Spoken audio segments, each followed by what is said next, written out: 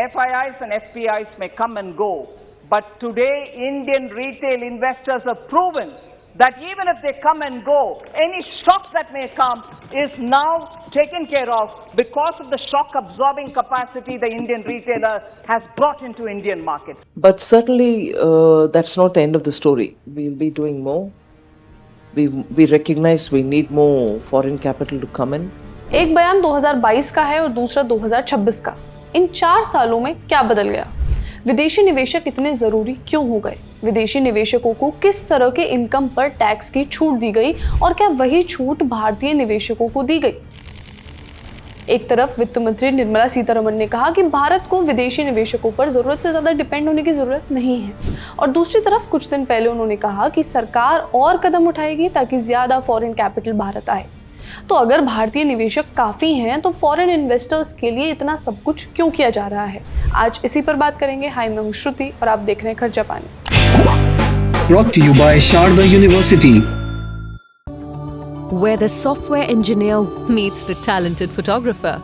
The world comes together at Sharda University. पिछले कुछ महीनों में आपने शेयर बाजार की खबरों में बार बार एक वर्ड सुना होगा, फॉरेन इन्वेस्टर्स ने भारत से इतने पैसे निकाले, उतने पैसे निकाले। लेकिन इसका मतलब सिर्फ इतना नहीं होता कि उन्होंने कुछ शेयर बेच दिए। इसका मतलब ये भी होता है कि वे भारत से डॉलर के बराबर वैल्यू की कैपिटल बाहर ले गए। मान लीजिए अमेरिका में बैठा कोई बड़ा फंड भारत में निवेश करना चाहता है। उसके पास रुपए नहीं होंगे, उसके पास डॉलर होंगे। उसे पहले डॉलर बेचकर रुपए खरीदने पड़ेंगे, फिर उन रुपयों से भारतीय शेयर या बॉन्ड्स खरीदने होंगे। यानी जब विदेशी निवेशक भारत में आता है तो सिर्फ पैसा नहीं आता, डॉलर भी आता है। और जब वही निवेशक वापस जाता है तो रुपए बेचकर डॉलर बाहर ले जाता है। यही वजह है कि विदेशी निवेशकों की बातें सिर्फ शेयर बाजार तक नहीं सीमित होती। खबर सिर्फ शेयर मार्केट की नहीं होती, बल्कि रुपये और डॉलर की भी होती है। और यहीं से बात हमारी जेब तक भी पहुंचती है, क्योंकि भारत आज भी कच्चे तेल, गैस, फर्टिलाइजर और कई जरूरी कच्चे माल के लिए विदेश पर निर्भर है। इन सब की कीमत डॉलर में चुकाई जाती है। इसलिए जब डॉलर की मांग बढ़ती है और रुपया दबाव में आता है तो इंपोर्ट्स महंगे हो जाते हैं। आपने हाल ही में देखा कि कितनी महंगाई बढ़ चुकी है। पेट्रोल डीजल की कीमतों पर भी इसका असर पड़ता है। लेकिन अचानक अभी इतनी चिंता क्यों? पिछले कुछ समय में विदेशी निवेशकों ने भारतीय बाजार से लगातार पैसा निकाला है। फाइनेंशियल सर्विसेज, तेल और gas, health care, IT sectors में काफी सारा आउटफ्लो हुआ। US ईरान वॉर की वजह से दुनिया भर में अनिश्चितता बढ़ी हुई।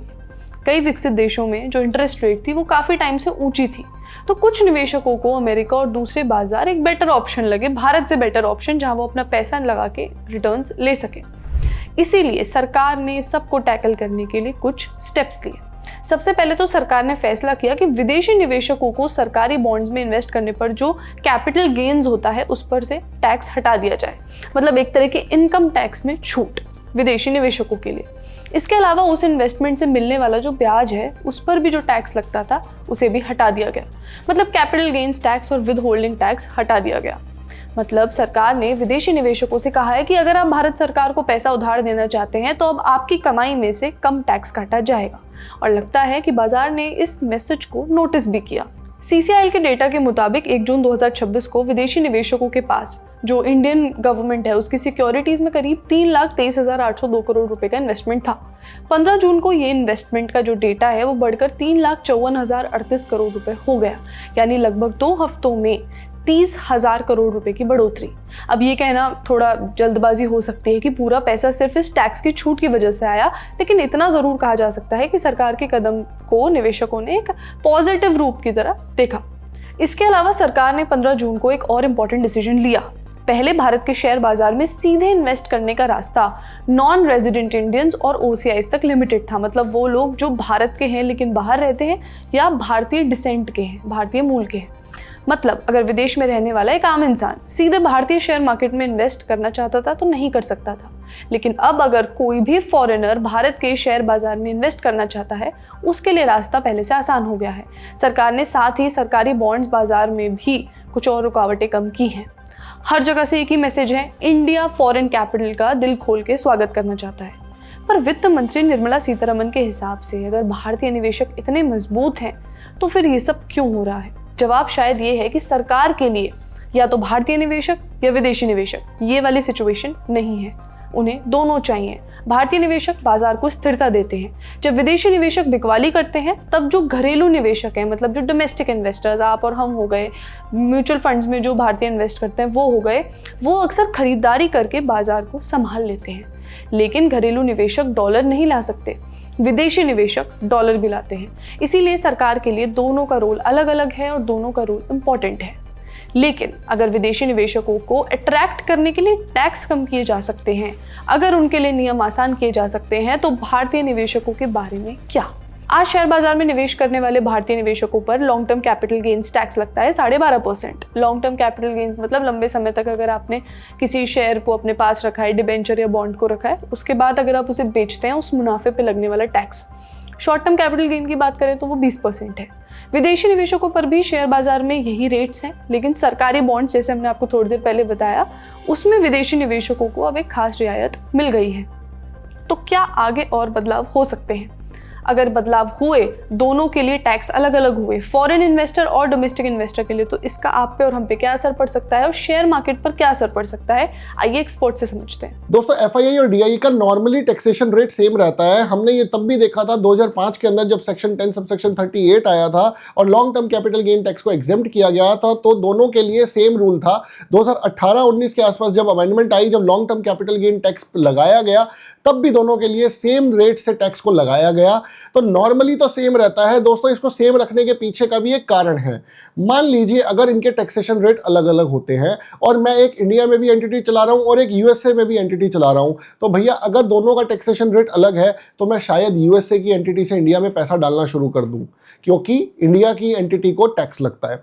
तो ऐसा ना हो, इसलिए नॉर्मली टैक्सेशन रेट सेम रहता है। फॉर द टाइमिंग एक गवर्नमेंट की सिक्योरिटीज में उनके लिए रेट चेंज किया गया एफआईआई के लिए, बट ये लॉन्ग रन में सेम हो ही जाएगा दोनों के लिए।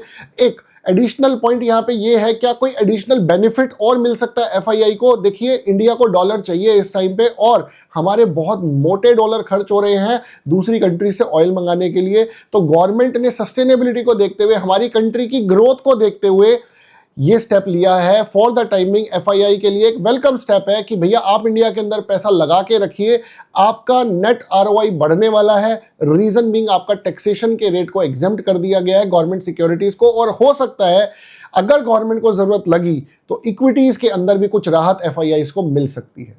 सरकार ने ऐसा कुछ अनाउंस नहीं किया है कि हम कौन सा टैक्स कम करेंगे और कब, लेकिन वित्त मंत्री खुद कह चुकी हैं कि ये तो बस शुरुआत है।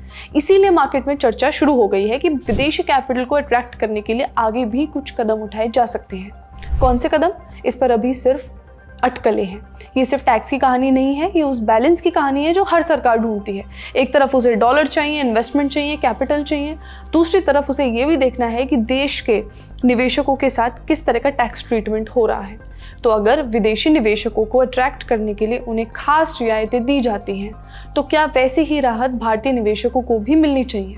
या फिर अर्थव्यवस्था की ज़रूरतें कभी कभी अलग अलग निवेशकों के लिए अलग अलग नियम मांगती हैं? इस सवाल का जवाब आसान नहीं है, लेकिन इतना तय है कि आने वाले महीनों में जब भी विदेशी निवेशकों के लिए कोई नया कदम अनाउंस होगा, ये डिबेट फिर लौट कर आएगी। आप इस बारे में क्या सोचते हैं, हमें कमेंट्स में बताइए। आज का खर्चा पानी तक अपना ख्याल रखिए और देखते रहिए द लंडन टॉप। शुक्रिया।